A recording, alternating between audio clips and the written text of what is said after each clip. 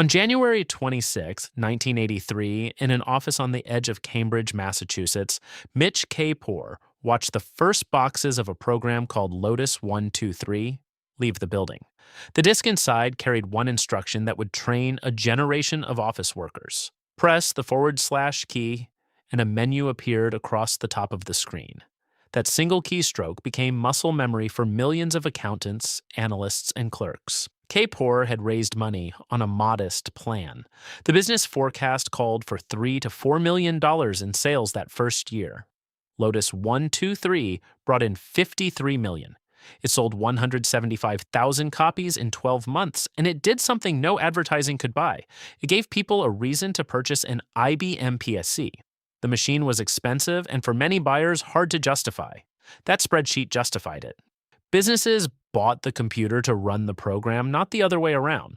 Within a year, one piece of software had turned a corporate curiosity into a fixture on every serious desk.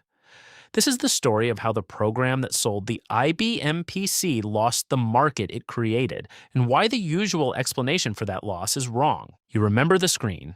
The background was black and the characters glowed green or amber with about 25 rows visible at once. Columns were marked with letters, rows with numbers, and the cursor was a bright block you pushed around with the arrow keys. When you needed a command, your thumb found the / key without looking.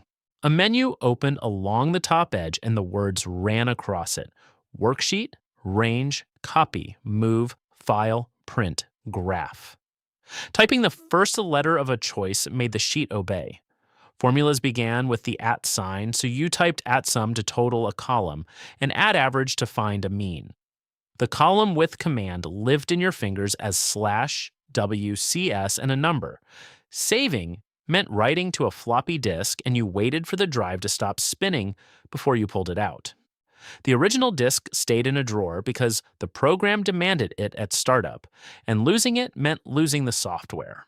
Macros were small recorded strings of keystrokes stored in a cell, and you named them so one key combination ran a whole afternoon of work. The name of the program was a promise of 3 tools in one. Pressing / and then G opened the graph menu, where a column of numbers became a bar chart you could view on the screen. The data commands sat under / and then D, where a block of rows could be sorted or queried like a small database. One package did the calculating, the charting, and the sorting, and that combination was the reason the box was worth its price. Printing happened on a dot matrix machine that dragged slowly across the page. When a calculation ran long, pressing Ctrl and Break stopped it. None of this needed a mouse. Pictures played no part. The whole program lived in text, and you were fast inside it because your hands never left the keyboard. That speed was the entire point. An experienced operator moved through a budget faster than anyone using any other tool on the market. In the top corner sat the mode indicator, reading ready when the program waited and wait when it recalculated. Function keys handled the hard jobs. F2 edited a cell. Pressing F5 jumped to a distant address. F9 forced the sheet to add everything again. You froze the top rows so the heading stayed in place while you scrolled through hundreds of lines below. The manual was thick and spiral bound, and a plastic template sat over the function keys to remind you what each one did. Teaching a new hire always started the same way, with the / key the first thing you showed them. Nobody thought of it as software. It was the tool, the way a hand knows a familiar instrument. By the mid-1980s, Lotus was no longer a startup. Revenue rose from $53 million in 1983 to $157 million in 1984, nearly tripling in a single year. By 1986, the company took in more than $275 million and stood among the largest independent software firms in the world. Consider one fact from the beginning. In 1983, its first year, Lotus was already larger than Microsoft. The company that would later crush it was, at the start, the smaller business. By 1988, Lotus 123 held roughly 70% of a spreadsheet market worth about $500 million that year. Company revenue reached $468 million in 1988. The program had sold 3.5 million copies by then, and estimates put the number of people who used it near 8 million. That rise came at the direct expense of the program that came before.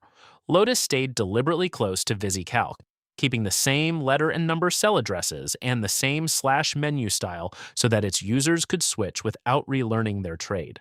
By early 1984, the older program was selling so poorly against it that observers expected VisiCalc to vanish within the year, and it faded fast. Lotus was moving roughly 23,000 copies a month by that point. Inside corporate accounting departments, the dominance was close to total.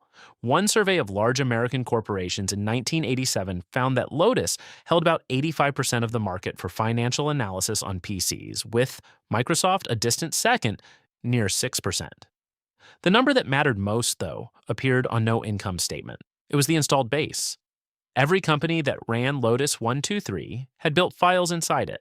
Budgets, forecasts, models, and reports lived in the program's file format. Staff had memorized its commands, consultants sold templates written for it, books taught it, and training courses certified it. When a company owned thousands of working spreadsheets and a department of people who knew the keystrokes, switching to anything else meant abandoning all of it. That lock was worth more than any single year of sales. It meant a customer who bought once would buy the upgrade, and the upgrade after that. Lotus did not merely lead the market. The company owned the daily habits of the people inside it. Money arrived in a way that looks strange now. Lotus sold a physical box. Inside sat floppy disks, a printed manual, a registration card, and a license to use the program on one machine. The list price at launch was $495, a serious sum in 1983, worth well over $1,000 in today's money. There was no subscription and no download. A buyer walked into a computer dealer, paid once, and owned that version forever. Margins were extraordinary because the cost of a second copy was almost nothing. Discs and printing cost a few dollars, and everything above that was profit, minus the advertising and the sales force. Lotus spent heavily on both, putting $1 million into advertising in the first 2 months of 1983 alone. Most of those sales ran through computer dealers and retail chains rather than direct from the company. A store bought copies at a discount, put the boxes on a shelf, and sold them to walk-in businesses, so Lotus reached buyers it never had to meet. The real engine was the upgrade. Software gets no worse with age, so a company selling a program once has a problem. It needs the customer to buy again. Lotus solved that by shipping new versions with new features, then moving the installed base up to them. Release 2 arrived in 1985 with greater memory capacity and support for add-in programs. Each new version gave the sales force a reason to call every existing customer. Site licenses let large firms pay for many seats at once. Copy protection guarded the whole model. Early versions required the original disk in the drive at startup, a scheme meant to stop offices from running one purchased copy on 20 machines. It annoyed the very customers who paid, and cracking it became a minor sport, yet the intent was plain. Every desk running the program was supposed to be a desk that had paid for it. The arithmetic was simple and generous. Sell once, upgrade forever, and let the switching cost keep the customer from ever leaving. A familiar story is simple and wrong in its emphasis. It says Lotus missed the shift to Windows, that Microsoft Excel had a prettier graphical interface, and that customers switched to the nicer product. Every part of that sentence holds some truth. As an explanation, it points at the wrong moment. The decision that doomed Lotus 123 was made years before most people had ever seen Windows, and it was made for reasons that looked responsible at the time. Start with the rewrite. The original program was written in assembly language tuned by hand for the IBM PC. That made it fast and made it small, but it also chained it to one kind of machine. For Release 3, Lotus chose to rewrite the program in the C language so it could run across many platforms, including mainframes and IBM's coming operating system. This was defensible engineering. It was also a trap. The rewrite dragged on, delayed by more than a year. And when the compiled C code proved too large for the ordinary low-memory PCs that most customers still owned, Lotus had to split its product line. It kept the older Release 2 alive for smaller machines, while Release 3 finally shipped in 1989 for bigger ones. Two code bases now demanded two teams. Years of engineering went into standing still while the market moved underneath. Now the platform bet. Under Jim Manzi, the McKinsey-trained executive who took over after Kapor left in 1986, Lotus committed its graphical future to OS/2, the operating system IBM and Microsoft were building together. The logic followed the installed base. IBM sold the machines Lotus customers used, and OS/2 was supposed to be the professional successor to DOS. Then Microsoft changed course.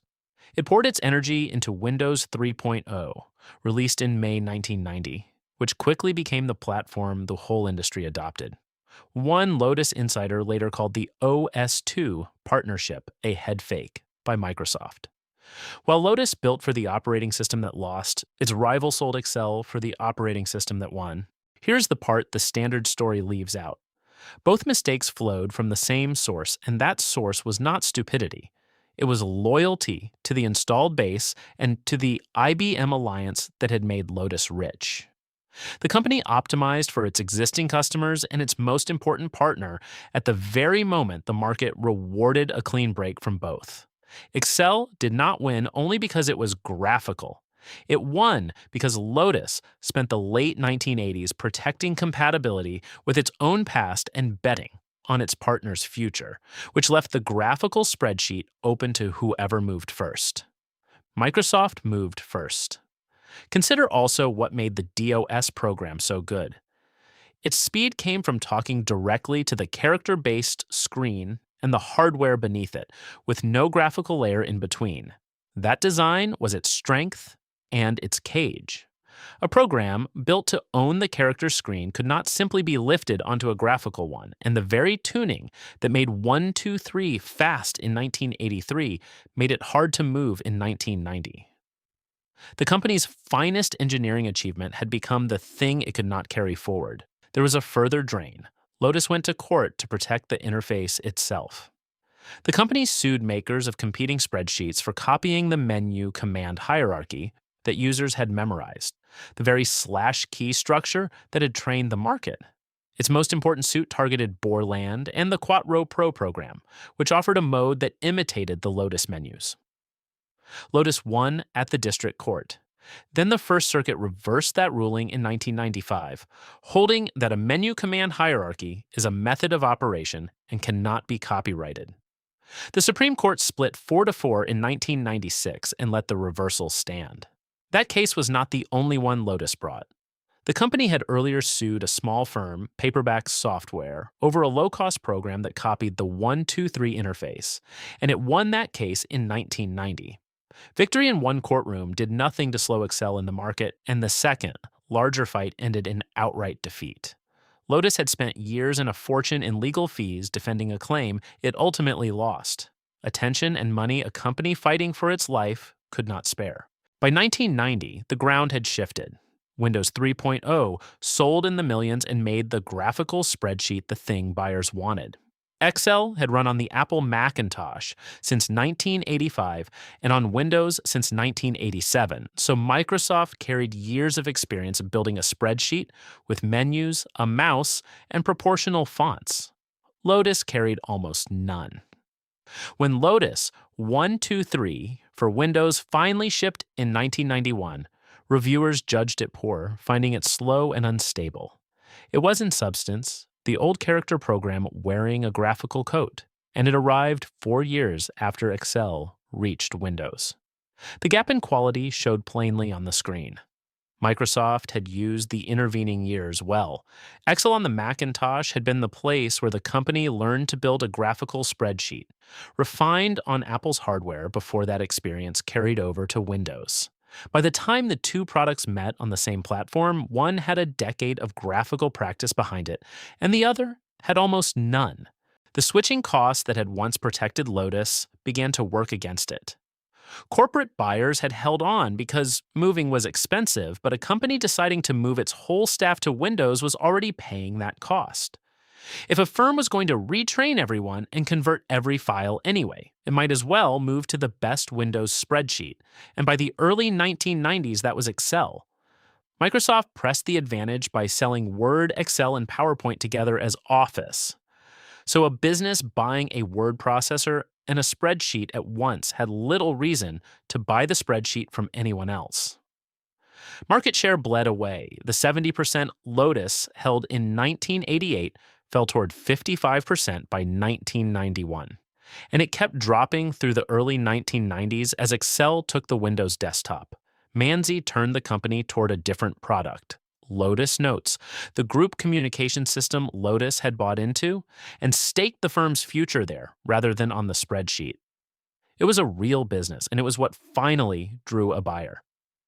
In June 1995, IBM launched a hostile takeover and bought Lotus for about $3.5 billion, mostly for notes rather than for the spreadsheet that had built the company. Manzi left roughly 3 months after the deal closed. The independent firm that shipped the program that sold the IBM PC ended by being absorbed into IBM itself. 123 faded slowly and then completely. IBM kept selling versions through the 1990s, and the final release, Lotus 123, Millennium Edition, lingered until IBM formally withdrew it in 2013 and ended support in 2014, more than 30 years after launch. By then, almost nobody had run it in a decade. The market it created belonged entirely to Excel. What survived is stranger and more durable than the product. Open Microsoft Excel today and press the / key. A menu hint appears, offered so that Lotus users switching over would feel at home, and it still ships in Excel decades later. The @ sign functions, the letter and number cell addresses, the recorded macro, and the whole grammar of moving through a grid by command all passed through Lotus into the program that replaced it. Excel even carried a dedicated Lotus compatibility setting for years. The people scattered into the industry they had shaped.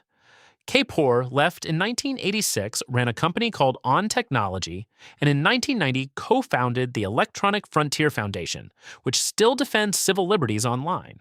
He became an early investor in several important firms and a founding chair of the Mozilla Foundation. Jonathan Sachs, who wrote the original code almost single-handedly, left Lotus and later built software for digital photography.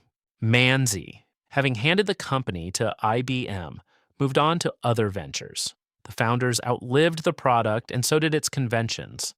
Every finance department still lives in a grid of lettered columns and numbered rows, and a person building a budget in 2026 is using rules that Lotus fixed in place in 1983. Somewhere right now, an accountant who first learned on Lotus 123 reaches for the / key out of pure habit, and a menu that traces straight back to Cambridge in 1983 flickers at the edge of a modern screen. The program is gone, its keystroke is not. If you want more stories of the software that built the modern office and then quietly vanished, subscribe.